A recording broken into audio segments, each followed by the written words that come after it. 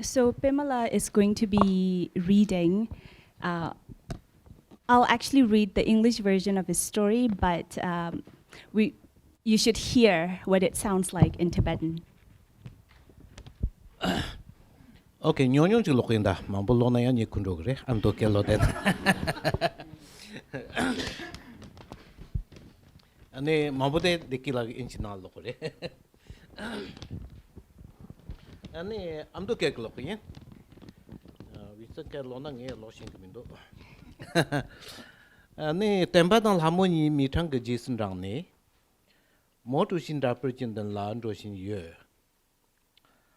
총캉 하정 제나양 디나라 체베로 야 지포테 총캉나라 숑금에비 조낭 대생 미청라 마주 매장 고추 나십당 응십다 템바당 하모니지 아직 탐친네 자용하다 감거 ngke thombre chati tembi hamo당 코니라 ngomtoatel라 temba lomadiwasi jong Kambu Kumotushin Raprichindan La Lekup, Jishigi Ba Shindoni, Tembi Tela Taber, Mi Manchewa, Tangmor Yitam Langni Deji, Little Tansmo Gurnin Roverse. Jamun Rawashi Tel Hemata, Little Tansum Jopurgurji, Lapi Kakamni Song, Patcher Nganga Gokuyo Panda. This is from Wink. The story follows a couple, Tempa and Lhamo. This is on the day of Mao's death, but they don't know that yet. So the characters are Tempa, Lhamo, and their kid who's been getting sick, Tharmar. How pathetic of Chairman Keldo, said one of two women walking next to Tempa and Lhamo. She looked around and then said to her friend, her voice dropping lower as she spoke, "He must have wanted some delicious antelope momos tonight. How could he have guessed, even in his wildest dreams, that Chairman Mao had passed away?" She looked again at the horse carrying the antelope. The other girl said, "Aguzheten too, not knowing that Chairman Mao had kicked the bucket." She immediately stuck her tongue out, looked around and continued, "Not knowing that Chairman Mao had passed away. He was drinking up by the Sho River when they arrested him." Tempa remembered the drunken man that he and Lhamo had seen earlier in the compound, the one who could only stare at his feet. Just then, Lhamo gave a low cry, and Tempa turned around to look at her. She held Tharmar closely to her breast, watching him as she walked. The veins in his forehead were bluer, and his cheeks were redder than before. As Tharmar blinked his eyes, weakly opening and closing his eyelids, Tempa noticed that his eyes looked paler and whiter than before. They heard a voice saying, step in, don't block the way." Tempa assumed that they were now where the soldier had said they should go. Two lines of soldiers from the People's Army stood watch as two long lines of people weaved between them, one line going indoors and another coming outdoors. They found themselves pushed into the hall. As they entered, the loud music they had heard earlier from the loudspeakers filled their ears again. Then Tempa saw the huge portrait of Chairman Mao hanging on one of the walls. It was a black and white portrait, and it had a black border drawn all around it. Heaps of white cloth flowers were scattered in front of the portrait, making a round rosary as tall as a man. Two soldiers stood at attention, stiff and unmoving on each side of the portrait, rifles on their shoulders and their eyes fixed in front of them. The line moved, sweeping Tempa and Lhamo toward the portrait of Chairman Mao. Even though the hall was huge, the music being blasted from the speakers was so loud that it almost felt as if the hall couldn't contain it. No one in line spoke or said anything, but the sounds of sniffles and sobbing came from both in front and from behind. At times, someone would wail in a loud voice. Tempa felt a little uneasy that neither he nor Lhamo felt like crying. He watched carefully to see what he should do when he got in front of Chairman Mao's portrait. The majority of the people stood there for a moment, then bowed 3 times before leaving. A woman who looked Chinese bowed 3 times very quickly as soon as she came in front of the portrait, then pressed her hand to her mouth, probably to stop herself from crying, and left. An old woman, supported by a young man, gave a loud cry as she stood in front of Chairman Mao's portrait. "Oh, red sun, She bowed in front of Chairman Mao's portrait, and then instead of straightening like other people, she stayed there bowed at the waist. "Oh, this fate of ours," she said as she began to cry and wail. "Oh, red sun of our hearts, how could you go and leave us behind?" She gave a terrible scream. Just then, Tempa felt Lhamo tugging at his clothes. Dharmar's mouth was open wider than before, and his eyes looked even whiter and paler. When Tempa held his ear to Dharmar's nose, he heard a thin, wheezing breath. Tempa pulled Lhamo out of the line. The old woman, now supported by 2 young men, was also pulled out of line and came near Tempa and Lhamo. "Kema, Kema Kehu," she was shouting, and her cries were even louder than before. "Oh, Chairman Mao, you." She could not even get the words out. Thank you.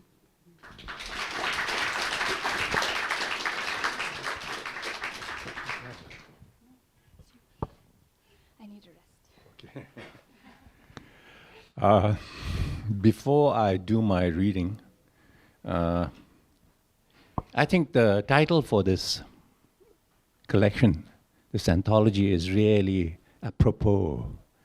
Old demons being here, and new deities, Tenzin Dickie, Pamela somewhere in between. I say this not to make a joke, but to establish certain kind of facts about this, the stories here. I wrote probably I'm about the oldest short story writer in the Tibetan community. I wrote the first one here in 1971, and the one that I'm going to read. I think yours is earlier than Tundubgyal's. Oh, much earlier, yeah. Because at the time in Tibet, with the Cultural Revolution, you didn't have any genuine literary works happening at all. It happened much later, in the 80s, right? So we had a few things going on in exile, not much, but with short story writing, poetry writing and things. So my one is probably the earliest, but the one that I want to read here, Hunter's Moon, it's strange reading something you wrote, many decades ago. And I just want to apologize first because it's fairly derivative. You can easily spot the influences. And if you don't, then you shouldn't be in the bookstore in the first place. But at the same time, I just want to tell you, I wrote this as a kind of requiem in memoriam to people I served with, Tibetan resistance fighters in a base called Mustang on the Nepalese border. This was a resistance group that was first sponsored, trained, and armed by the CIA during the Cold War. And I was a teenager when I served with them. And when this I won't go into the story of how it collapsed, but after Richard Nixon visited China and the CIA had to pull back its support, they were attacked by Nepalese troops and later on also by Chinese troops inside China, and a lot of people died, a lot of my buddies. So this is a kind of imaginary account of one of these compass fighters, a very old man, who probably died in this manner. So this is just to say goodbye to him and to the others.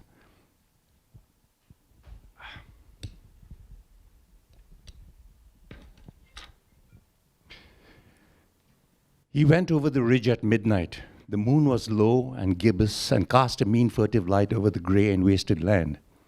Crouching low, he padded softly over the hard earth, taking care not to be silhouetted. The stacking swivel of his rifle jingled softly as he ran. He stopped against a dark boulder and peered into the night for the patrols he knew were there. But he saw nothing. There were only wavering shadows in the sick moonlight. In the far distance, a flight of saurus cranes flitted past the falling moon, and he remembered the stories he had heard as a child.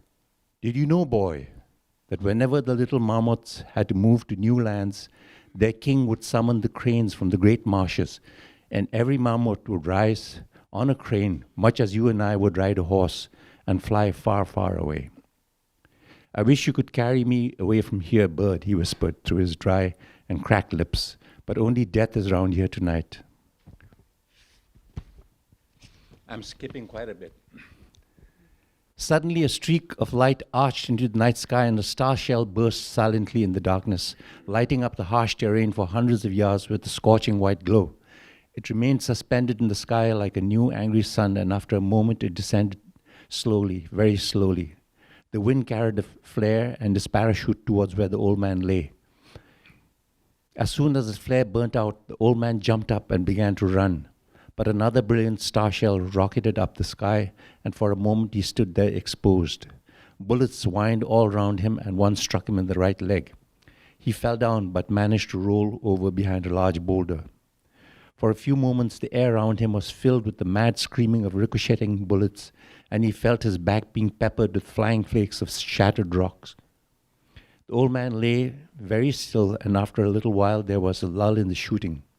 The rifle was still in his hand, and as he pulled it slowly up before him, a sharp stab of pain coursed through his right leg. Reaching down, he felt the warm blood trickling out of the jagged wound and realized he would not be able to walk. But where did you expect to go, he asked himself. Do not be foolish. This is your last night. Use it well. He nestled the worn stock of his rifle between his cheek and shoulders and felt a momentary glow of comfort at the reassuring heft of the gun.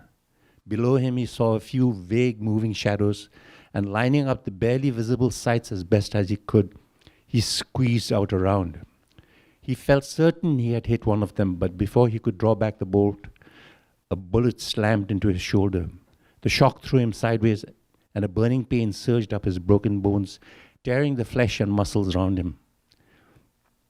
Darkness entered into him, and he wanted to close his eyes and submit to it. But a lifetime's habit of defiance willed him to consciousness. The old man struggled to his knees, painfully raising himself erect, and as another star shell burst above him, he threw back his head and screamed his last battle cry. The bullets tore into him, penetrating skin and flesh, cutting arteries and veins, slicing muscles, shattering bones. And as they left him, blasting open his back, scattering the down stuffings of his old jacket and creating a minor snowstorm of white feathers in the air around him. He dropped to the ground and rolled slowly down the slope, picking up speed till he hit the bottom and lay sprawling on his back. There was a long silence after that, disturbed only by the muted roar of the small landslide that followed his descent. He did not hear the boots softly crunching the ground towards him, and he thought he heard his wife's voice calling him in from the field, but he could not recollect her face.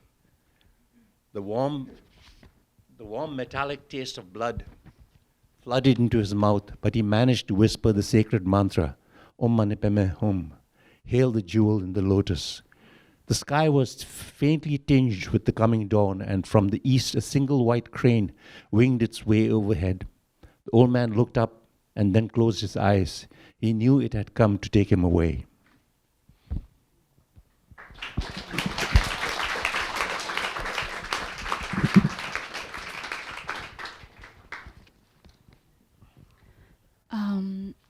So I'm going to read briefly first from the introduction to this book, Old Demons, New Deities, and then I'll read an excerpt from the intro and then a bit of my story in it. I was around 12 when I saw my first Tibetan film. I had no idea what I was seeing. This was at my Tibetan boarding school in Dharamsala, the capital of Tibet in exile. One night, our usual evening study session was cancelled. The school monitors herded us into the main hall. A white sheet hung on stage, and we watched the images projected onto it. A Tibetan man wearing army fatigues gets off a bus. With his crew cut and military physique, he's clearly a soldier in the Tibetan unit of the Indian Army, a soldier retired and returning home to his Tibetan settlement in the Indian South. Carrying an oversized duffel bag and a stereo, blaring Bollywood music on his shoulder, he saunters into the alleys of the settlement as kids watch him admiringly. He learns English from a Tibetan woman in a scene that causes the hall to ring with delighted laughter, as my classmates and I see mirrored on the screen our own struggles with foreign languages, Hindi and English. She tells him he's an idiot, and he annoys her by saying things like, if PUT is put, then why isn't CUT kut? At the end of half an hour, the man and the woman run into the fields and chase each other around a tree in the leitmotif of all Hindi filmy prem kahaniya. I watched the whole thing entranced and bewildered. It was only at the very end of the half hour, when the couple circled the tree in the recurring Indian cinematic trope of romantic love, that I finally realized with a jolt what I was watching. This was a Tibetan film, a Tibetan romantic comedy. I had never seen a Tibetan film before. There were none. There were no Tibetan films, no Tibetan short stories, no Tibetan novels. Junot Diaz says, you know how vampires have no reflections in the mirror. If you want to make a human being a monster, deny them, at the cultural level, any reflection of themselves. We grew up, those of us who grew up in exile, but also those of us who grew up in Tibet, all of us, without reflections. Why was that? Why did we grow up as, to use Edwige Danticat's phrase, literary orphans? The story that I'm reading is called Winter in Patlikul. Just a brief note. So Pemala's story and Jamyang's stories were about sort of like watershed moments in Tibetan history, right? About the death of Chairman Mao and what that meant for, and the end of the Cultural Revolution and what that meant for Tibetans inside Tibet. And Jamyang's, of course, is the end of the death of a guerrilla fighting against China, the end of the military resistance against the invasion. My story is sort of just about a school, about kids at a school. So it starts, it was the winter I stayed at Patlikul, my Tibetan boarding school in rural North India, a small isolated school tucked in a narrow valley between the hills of Nagar. The nearby town had only one nameless road going through it. I say stayed, but what I mean is I was left behind. My parents couldn't come to get me because winter was their busiest season, but they had entrusted a man who was coming to get his own children with the task of bringing me as well. Unfortunately, there were 2 Tenzin Lhamos in class 5. The man ended up taking the wrong girl home. My parents felt bad sending her back, so they kept her for the winter. It sounds crazy now, but that sort of thing happened more often than you might think. So I stayed at the school for the winter with all the orphans and the semi-orphans and other children whose parents were either in Tibet or too poor to fetch their kids for the holidays. It felt like the freest time of my life. No parents, no teachers, no prefects. We still had dorm mothers, but we could ignore them. The old peon still rang the school bell, but it had lost all its old tyranny. Breakfast, lunch, tea time, dinner was all the bell meant now. It became almost comforting. During term time, we woke up at 5:30 a.m., put on our uniforms, and made our beds quickly, making all 4 corners of the bed sharp with military precision. After breakfast, we cleaned the dorm, dusting and sweeping until it was time for our 1-hour study period. After that, we had morning assembly, and then classes finally began for the day. But there was none of that in the winter. We woke up at a later hour, only cleaned the dorm once a week, and best of all, we turned on the TV whenever we wanted. Our dorm mother let us have the run of the place. That was the winter her oldest son was back home, released from the hospital because there was nothing more they could do for him. He wore a kullu shawl over his kurta, like an Indian, and walked up and down the corridor, a silent specter of a man, getting gaunter and gaunter each week. He had the same vacant expression on his face every day. At night, we fell asleep to the sound of his coughing. Thank you.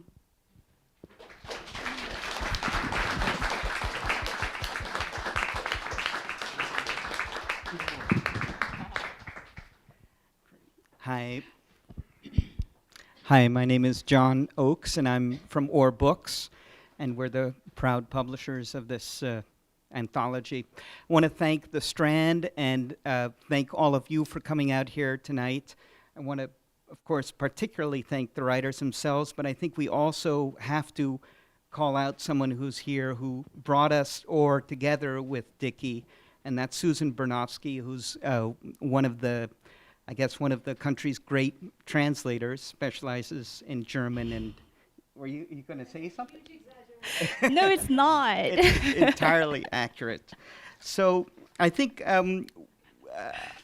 it's worth mentioning that this is actually something. I guess every book event this is said, but I really think tonight this is something of a historic event, because this marks the publication of the first English language, the first Tibetan collection in English published in the West, and I think that really marks some sort of milestone for the Tibetan community of the diaspora, and that's.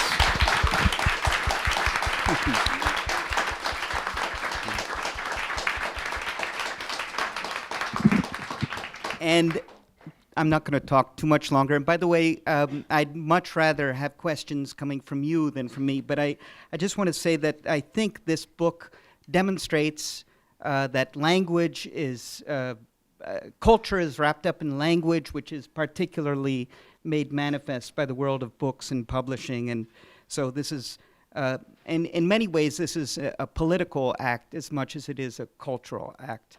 And that leads me into some of my questions. So, as I said, please don't hesitate to raise your arms as we're talking.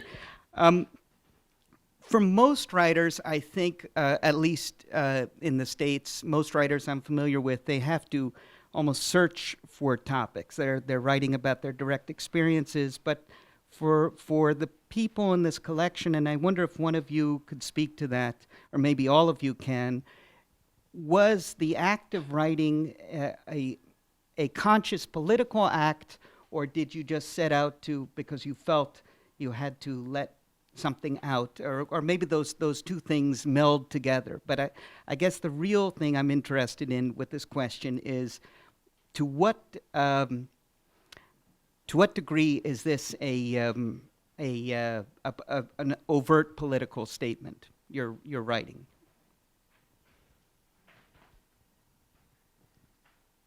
Jamyang, if you'd like to.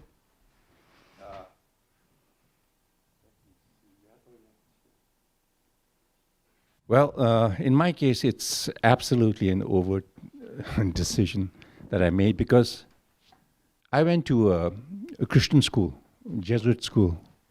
I was a great reader, but I thought being a writer or something was completely stupid. And I didn't want to do that. I wanted to be a man of action. I'd read too much Hemingway, as you might have earlier noticed, and I never saw myself as a writer, and I was never going to do that. I loved books. When I went to the Mustang, to the base, I had 2 mule loads of books with me, but I didn't want to write at all. That was for inspiration. But what happened, after the base collapsed and, the tragedy happened, I had to keep the fight going in some ways. And at that time, the political sort of tide in this world was turning. Earlier in the 50s, and the early 60s, Tibet did get some sympathy in the world. That was, fresh after the Korean War. People all over the world did feel, the might of communist China, and this, they'd heard stories. But then, in the 60s, in the late 60s, the cult of Chairman Mao, hit all the American universities. China became very cool, and all the academics, everyone. Susan Sontag went to China. Of course, she later changed her mind about it, but for a while it was very popular. And the whole Tibetan issue was lost. I tried writing letters to the editor, and I got one in Time magazine. But then I realized also everything I wrote was rubbish. It was all emotional. It was, and then you realize that even if you had some kind of English, some knowledge of English, it wasn't enough. You had to write. You had to be able to express yourself in a professional way. And I didn't know how. I sort of lucked out because I read Orwell. I read one of his essays Um, it was called The Decline of the English Murder. It was it opened my eyes to what writing is all about. That you could write about a serious topic without being boring. You could be funny, but not ha-ha funny. But you could open people's eyes to the reality of certain political, negative sort of influences around you and in your community without having to preach. And, it really opened my eyes. Of course, my writing didn't change overnight, but, I found the way. And ever since then, I kept writing and making a nuisance of myself to, the Tibetan exile government and to His Holiness even, but at the same time, I hope I sort of helped to educate younger Tibetans and to open the eyes of certain people in the West also to the Tibetan issue. So I made my contribution that way. So it was entirely a decision that I made. It wasn't something that just came to me out of love of writing. I'll tell you what for me was very, I guess,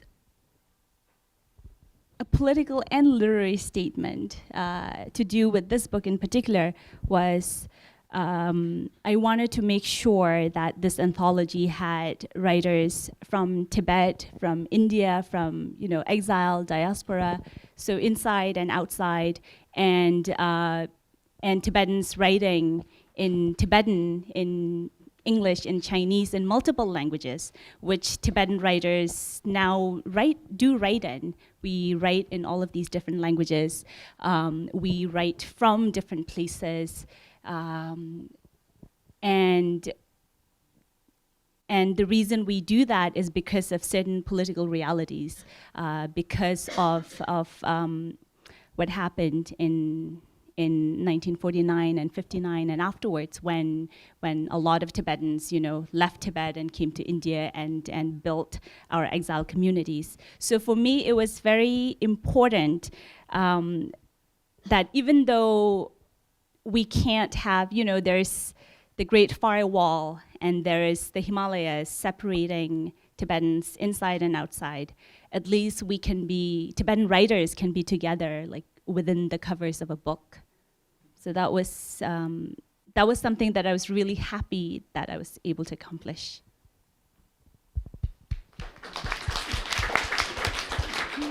Pema, would you like to say? 좀 dirba jigo di hand jumzero dirba tangara ina sidung di tesiorba brani kiral ka ingru tabu kaneli. Oh yeah. Las. Okay, I speak in my broken English. I try my best. Hope you understand me. And my writing this piece of work, not political, not culture. The one reason that usually cultural revolution, this term, everybody knows. Everybody heard about this. But when I talk, specific one event happened during the Cultural Revolution, then nobody knows. The people only know concept. Cultural Revolution really affected individual life, daily life, even your language, even your relationship, your father and son, mother and son, affected so deeply, so widely. And that's why a lot of picture, I was a teenage during the Cultural Revolution, and I studied, I worked for Chinese government. That's why I got through, as a kid, I feel I got through so much. That's why a lot of picture in my mind, a lot of things in my mind. And then also same time I feel I'm old. So many people heard about Cultural Revolution, but to me, Cultural Revolution seemed to happen yesterday. But nobody knows. This kid don't know about this. That's why, okay, I need to share this. What is Cultural Revolution? How affected our life in Tibetan culture, in Tibetan life? That's why then I wrote this, and especially the death of Mao Zedong, that date, especially this to me happened another story to my life. Myself was arrested that day, and same thing happened. A lot of stuff. That way, I think there's a special thing to share. Also, the Cultural Revolution is really crazy. Everything the Chinese say upside down, earth and sky, totally like that. That's why everybody crazy. Also, I want to show that part aspect. That's my reason to write this piece of work. So particularly in the story that you, in the story we heard that excerpt from, there's this wonderful comic sense of the protagonist, having used Mao's quotations to start a fire and for kindling, and then but the real serious consequence of not sufficiently paying respect to on Mao's death. You went to jail for that. No, that time I was not in jail. I went to arrested because also misunderstanding. That time I was in that time called Chinese for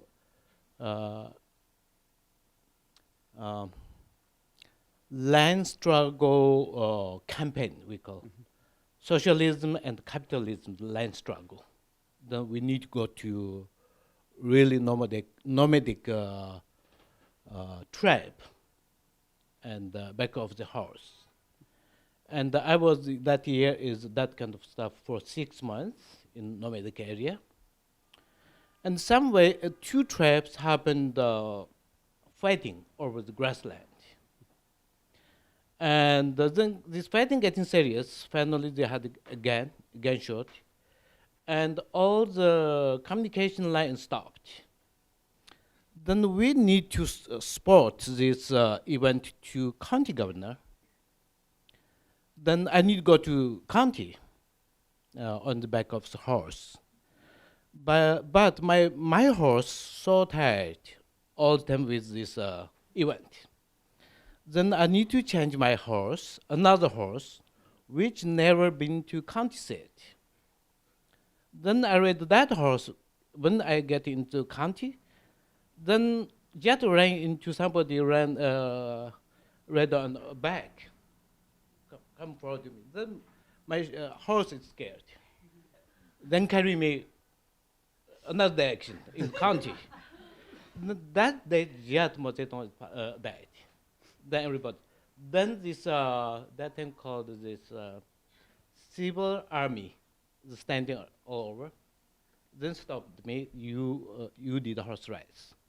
Today is that day. Then I got arrested. People got like 7-8 years of reform through labor. Lao Gai, right?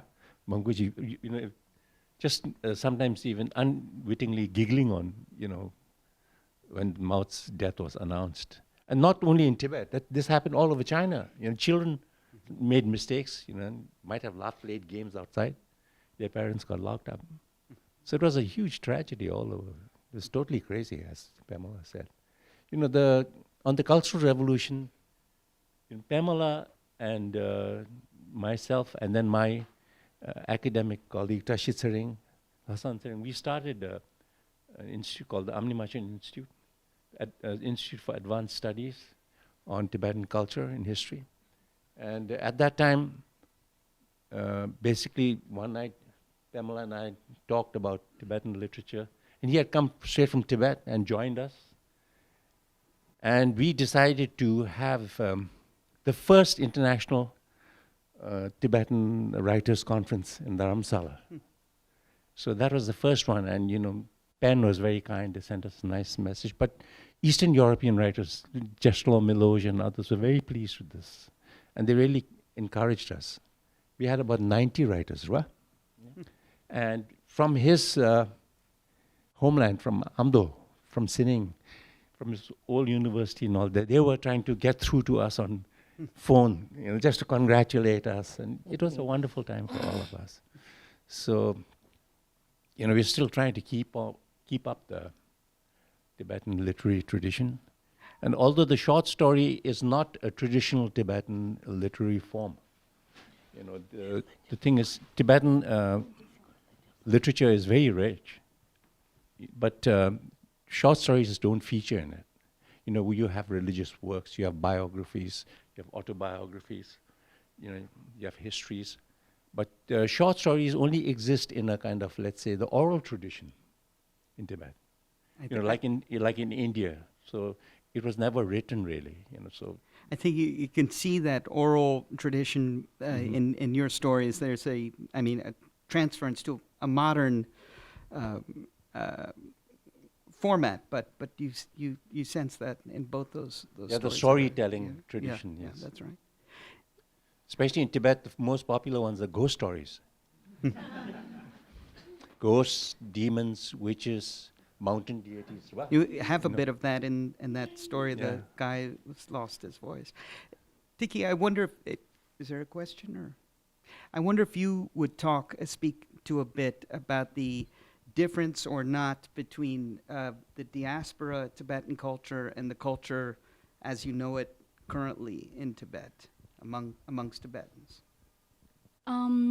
Well, perhaps maybe the best way to address that is sort of to talk about the differences as I see it between writing from writers inside Tibet and writing from writers outside Tibet. One of the main things that I have noticed is there's really, in many of the stories written by Tibetan writers who have grown up inside Tibet, who live inside Tibet, or who have left and are now living outside, like Pema Bhum, there is an element of absurdity to their stories. And you really get the sense that, there's things happening within the story to the protagonists. There's a sense that people are not in control of their lives. There's a sense that a character's destiny is not necessarily in their hands. Like, there's random things happening. There's absurd, ridiculous things happening. There's a sense, I guess maybe I would say there's a lack of teleology in the stories. Which speaks to the absurdity of what is happening to these characters. In terms of, I guess when actually Janyala was talking about Tibetan stories and orality, there was one thing that I really wanted to mention.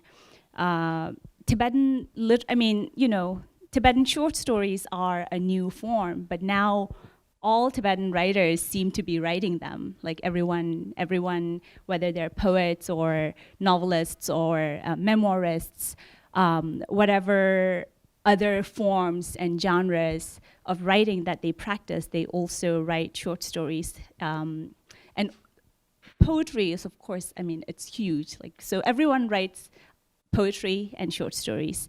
And it seems to me, this is something really new for Tibetans, because even though Tibetan literature is, has a millennial history, it's a millennia old. A lot of Tibetan literature has to do with it was religious literature.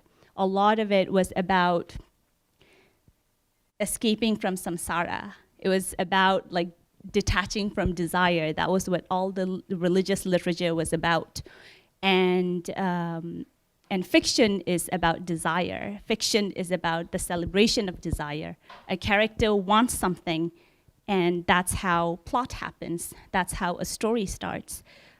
So I think this is something new, that now these stories are about, they're not about escaping from samsara, they're about celebrating, they're about being in samsara.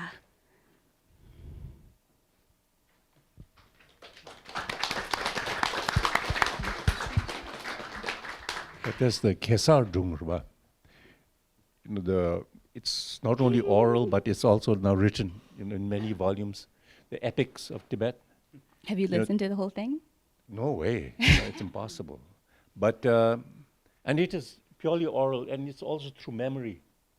So it's probably the only real last epic in the world that is, properly should be memorized, like that is inspired. They say it's the longest epic. And that is very little to do. There's some kind of overt kind of Buddhism to give it, like a kind of, make it look acceptable.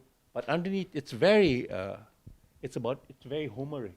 It has to do with pride, violence, and it's something that, of course, the Tibetan church and, I think the Dalai Lama all disapprove of.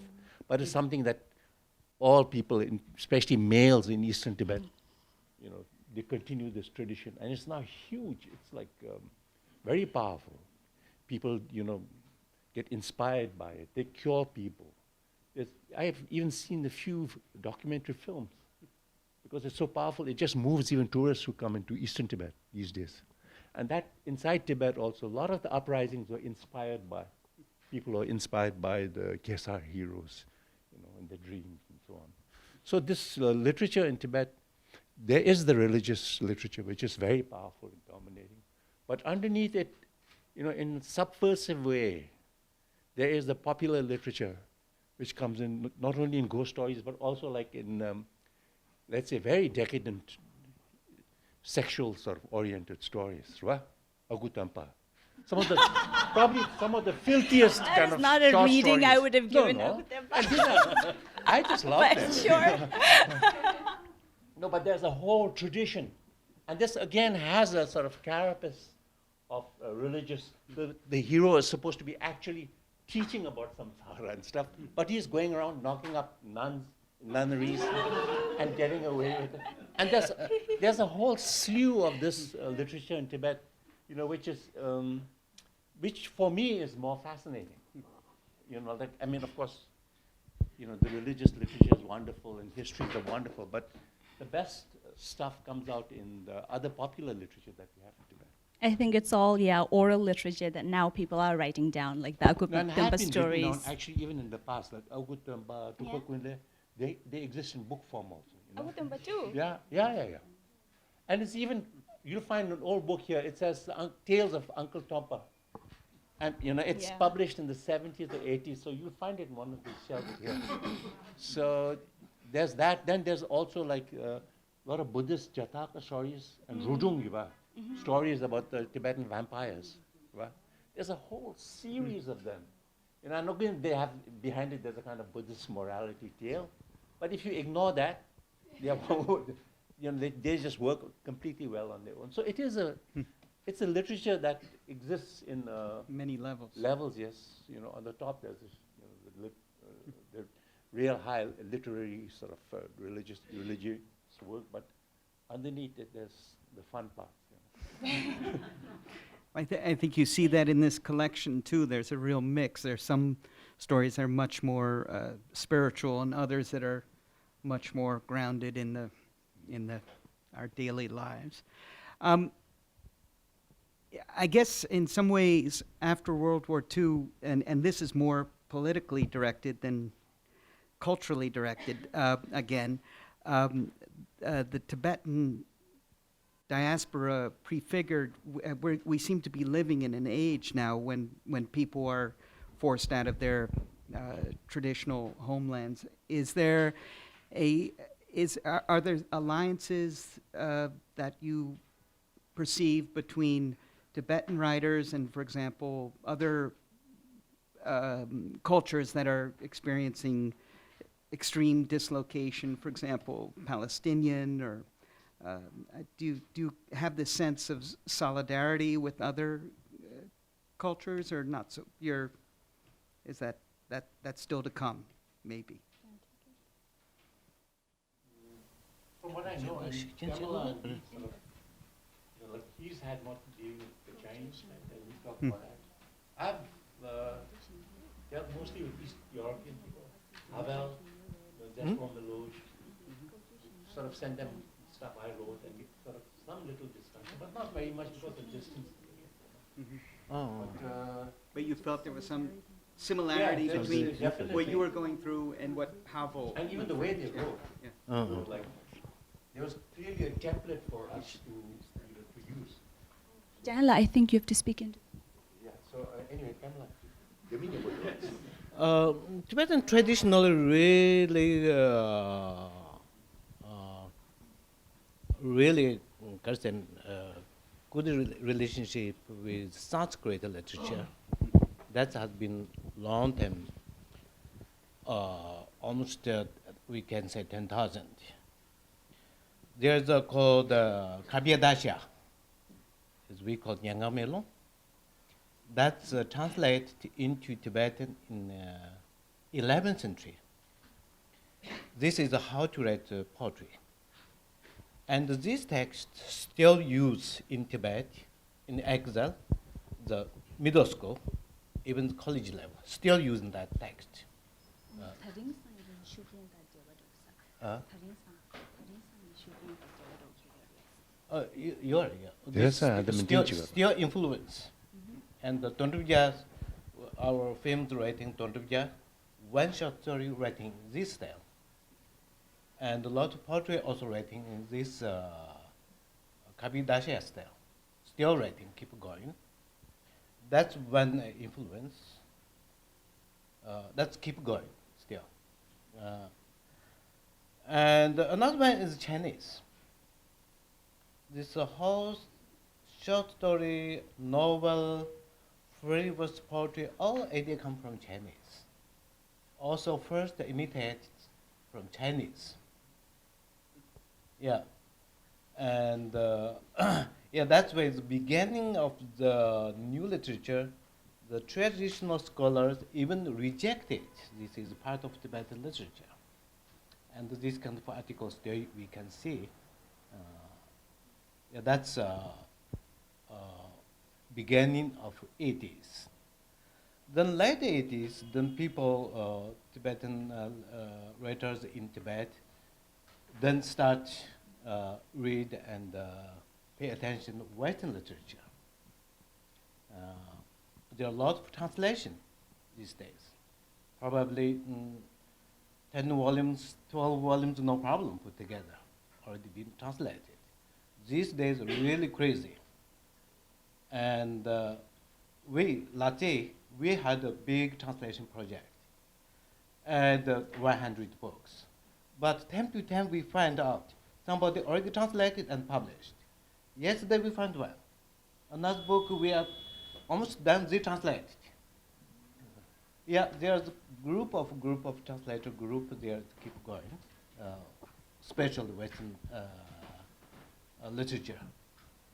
And also you can see a lot of influences, especially this part you can see in poetry field, see really clearly. And some poets are really hard to make sense because come from Westerners. Yeah, and yeah, that kind of, I say, that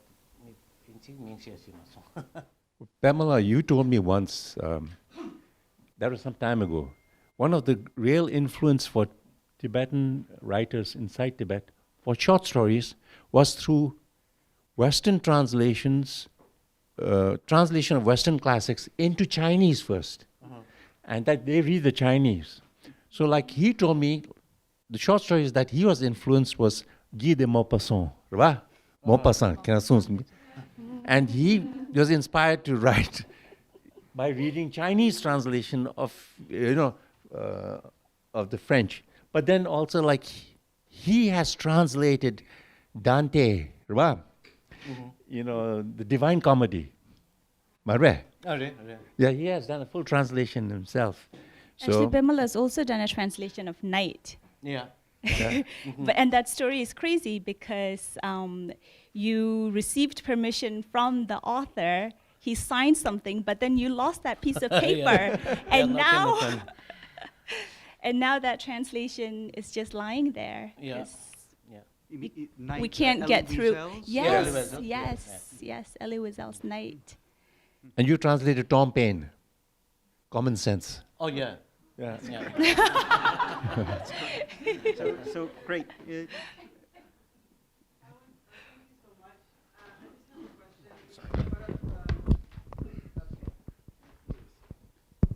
Thank you so much. You brought up solidarity with Palestine, and I think about our indigenous, the people, the land grabs and everything that's happening with our water, and everything that's happening, the colonial lens that is in the process of shattering in this time we're in, this work I feel like it's a big push to change our collective humanity, and it's really difficult right now. But I feel like you guys are such great examples of writing into the storm, speaking your truth into the loud noise. The world is screaming, but you have this gentle way of speaking and telling your story. And I'm wondering it's kind of a personal question. Have there been moments when you're like, well, what's the point when there's such struggle, but then still you rise and still you write and still you create and you bring forth your story and your beauty? Is there any kind of advice or anything you'd like to share around that in terms of just continuing to lift our voices during our lifetimes during struggle? That was a loaded question, so thank you. You feel like that all the time, actually. So it's like, but there's nothing else to do, really. What else are you going to do?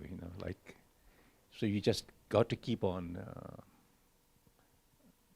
expressing yourself, and hopefully someone will read it and will make some kind of small change in that person's sort of attitude towards the issue. That's the most important thing. And also, like for me, the most important thing is I write in English, but I write for Tibetans. And in some ways, because I write in English, I have a little cachet.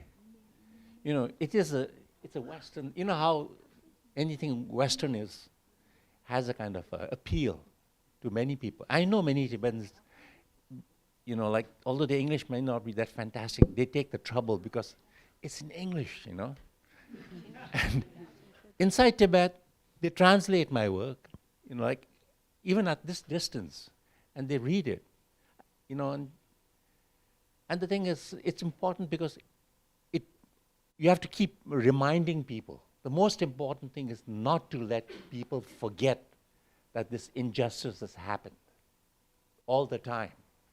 Because the moment you forget, then you've lost the battle. As long as you remember, and you can make other people remember, and you even force them, and the best way is through literature, You cannot argue, there's no point debating, it's all rubbish, based on television, and basically you make each other mad and there's no resolution. But when you write something, you have the capacity to move people. And if you can do that and keep the memories going, hey, the war is still not decided. Nobody's won yet. And that's why I think, you should always take heart in this one thing. Just make people remember. That's all that counts. Yeah.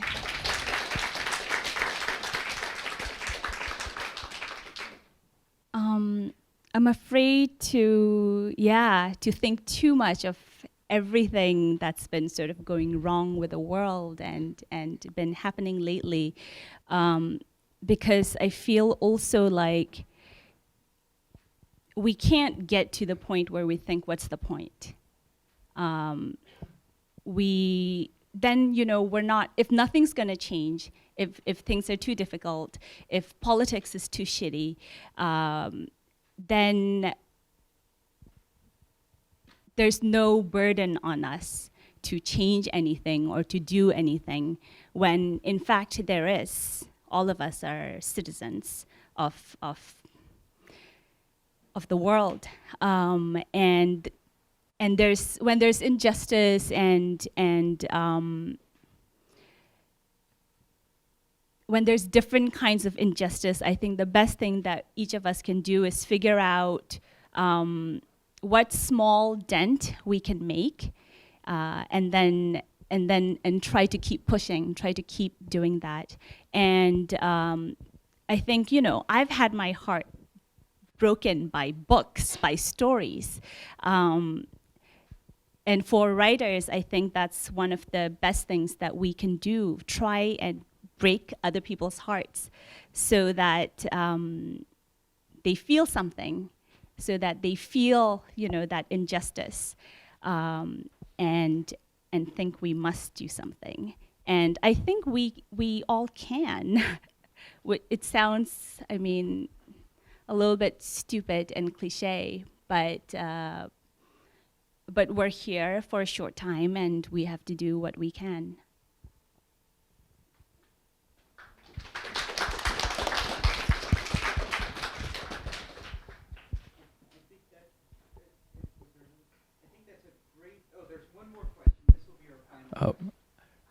I'll bring the microphone over to you across the room.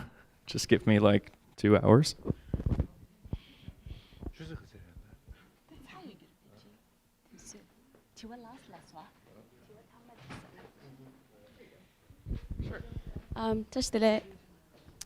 I think my question is to you, Tigila, specifically, because it's like amazing that you brought all these writers together, and I'm sure that you are friends with them and know them really closely. But I wanted to hear a little bit of your perspective on what is it like to be a woman writer in this community, because from that list, it's you and Wose, and I think that was And Tsering Wangmudumba and Tsering Lama. Yeah, but just kind of, I don't know, I guess your experience being in this kind of environment, and if they're, I guess, just talking about diversity in the voices, not just with women, but people who hold other identities, and how that process was for you, because you are the editor mediating this whole thing, but yeah.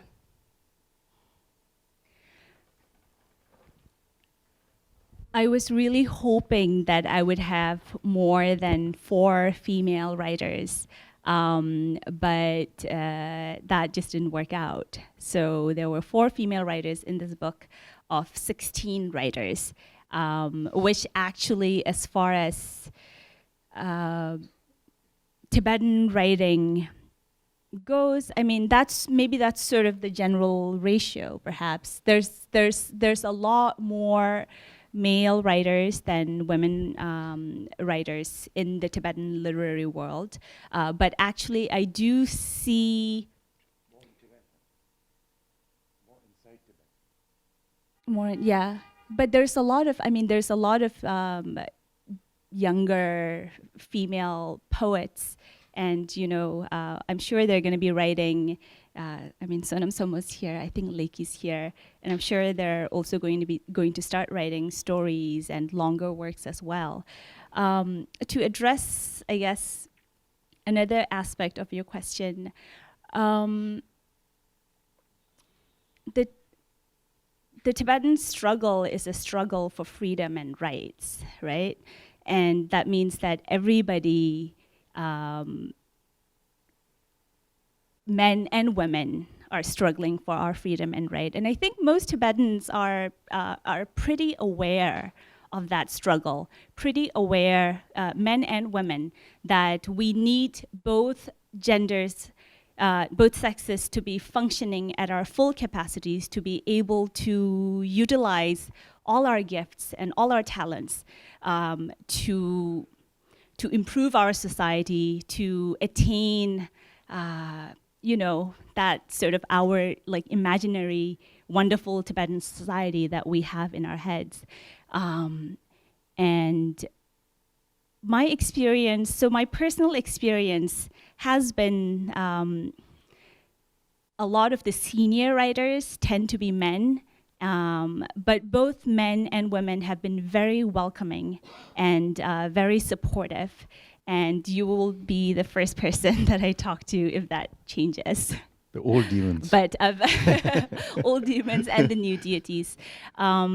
And I think that is because our struggle is, it's a struggle on many fronts, and Tibetans are aware of that.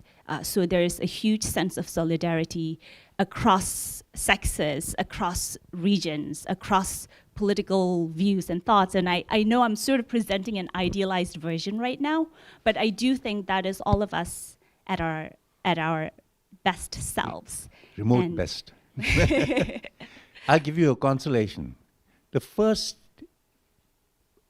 book in English published in the West, turn of the last century in London, was written by a Tibetan woman, a Khampa woman. The first ever book by Rinchen Lhamo. Just a simple memoir. It's a wonderful book. It's called We Tibetans. So that's the first book ever written in English. That was done by a Tibetan woman. So, it is important. Another thing I think you should bear in mind is that the Tibetan refugee population that first came across the border, and that's what we, to some extent, all of us part of and what we know about, was largely male. First thing, because when the Dalai Lama escaped, everyone who came with him, except for his mother and his sister, were men. They were all part of the government. And then otherwise, it was all fighting men that came across. Later on, from Western Tibet, some of the refugees who came had women there, and that was very precious. There were very few women, especially in Amdo. Right? From Amdo, the refugees that came across were all, nearly 90% were men. There are very few Amdo women in exile. So that's why you had this largely male-dominated sort of activity going on in Dharamsala. There was no sort of deliberate sort of conspiracy or anything at all. But I'm sure it will change. First thing, the demographics have been changing in exile also, right? So and now at least 4 have come. And first thing is Dikila has taken charge. She's come out with this collection of short stories. I thought I had written them I'd forgotten about. I couldn't find also copies of this. I had to type it up from like a xylograph or something that you sent me. This was published in Indian journals. All my stuff was published in India, in magazines and Sunday. I had sent it to Playboy in the West, but they sent me a big rejection slip. But the thing is, see, at least this effort that she made, it really helps to get something again republished and I'd forgotten I'd written these things. But it was wonderful of you. It sort of made me feel young again. Thank you so much.